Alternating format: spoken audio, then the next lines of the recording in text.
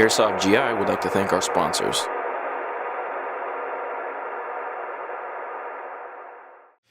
Hello and welcome back to Airsoft GI TV. Today we're going to be continuing our look into the USP lineup made by KWA that's officially licensed by H&K. At this point we've taken a look at the tactical, the compact, and the compact tactical, but today we're going to be taking a look at the USP match, which is probably the most unique of the USP lineup. This thing shares some of the features that we've seen on some of the other guns, but it obviously also has a couple of things that are unique to this pistol only.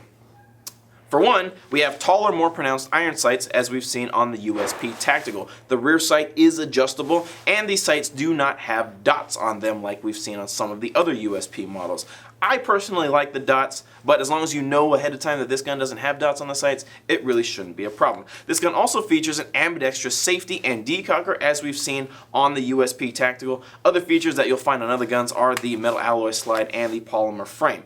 And the magazine release that is also ambidextrous. However, things that are unique to the USP match are the flared magazine well. This gun was designed by H&K to appeal to competition shooters, so the flared mag well helps for reloading. This gun is also very ambi-friendly or lefty-friendly because it has a lot of ambidextrous features. I've already mentioned the ambi safety and the ambi mag release. This gun, the match, is the only USP that also has an ambi slide release. So no matter if you're using the gun left or right-handed, you're going to have access to all of the controls.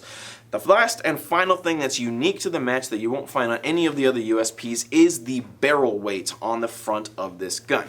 Heckler & Koch, Heckler & Koch, Heckler & Co., however it's pronounced, H&K, have added a barrel weight to counteract the recoil felt by the gun so that the competition shooter that is using the gun can follow up very easily. Seems a little counterintuitive to add weight to a speed shooting gun, but that's what H&K have decided to do. That pretty much covers all of the external features on this thing. This gun does have a longer barrel than any of the other USPs we've covered, so it might affect the muzzle velocity of the gun. I think that it might increase it a little bit over the regular USP and the USP Tactical. So let's take it to the range and find out if that's true. Okay, so here we are back in the shooting portion of our studio. We have the USP match filled up with KWA green gas and Elite Force .20 gram BBs. I suspect that because this gun has a longer barrel than the regular USPs that it'll shoot a little bit harder. However, it is a little chilly in here at the same time, so that might counteract it. So let's just put on the chrono and see what it does. Oops, I hit the slide release. That was my fault.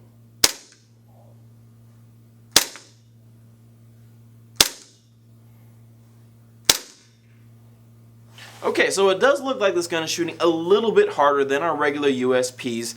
However, the FPS is dropped down and it looks like it's stabilizing around 350 or so, which is normal for a gas gun to reduce its muzzle velocity as you start going through the magazine. I have to say that this gun is a little bit heavier than the standard USP. Obviously, we have the barrel weight on it and the extra metal from the magazine flared well, and obviously a little bit of extra metal for the ambidextrous slide release, but I don't feel that it really hinders the gun's performance. It's not too heavy to use, so I actually really like the USP match a lot. Feels good. Okay, so the USP match performs marginally better than the standard USP, but it's really nothing to write home about.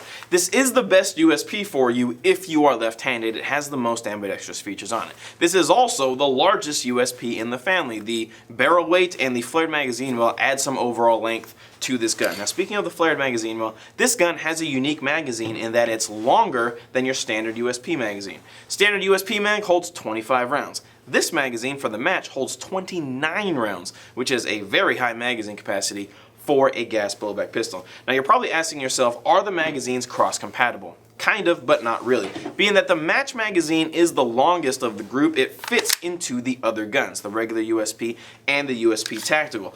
But the regular magazines do not fit into the match. It just won't lock because it's not long enough. Between the tactical and the regular magazines, you can switch those over. The base plates are the only difference between those two. But if you have a match, you can only use match magazines. That's pretty much going to do it for the USP Match OEM by KWA. This is a fantastic gun. I highly recommend it, especially if you're left-handed. Check this thing out on our website. It's for sale for $169.95. My name is Tim. Thanks for watching Airsoft GI TV.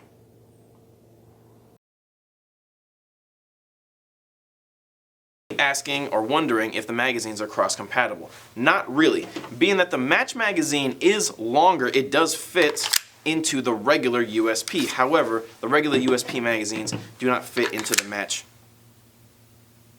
Oh, that was the match mag. I was like, what the f just happened there? I don't know what to Mine is not working. do. Okay, let's do this over. How did that work? This is witchcraft. Do not fit into... recoil as the shooter is firing.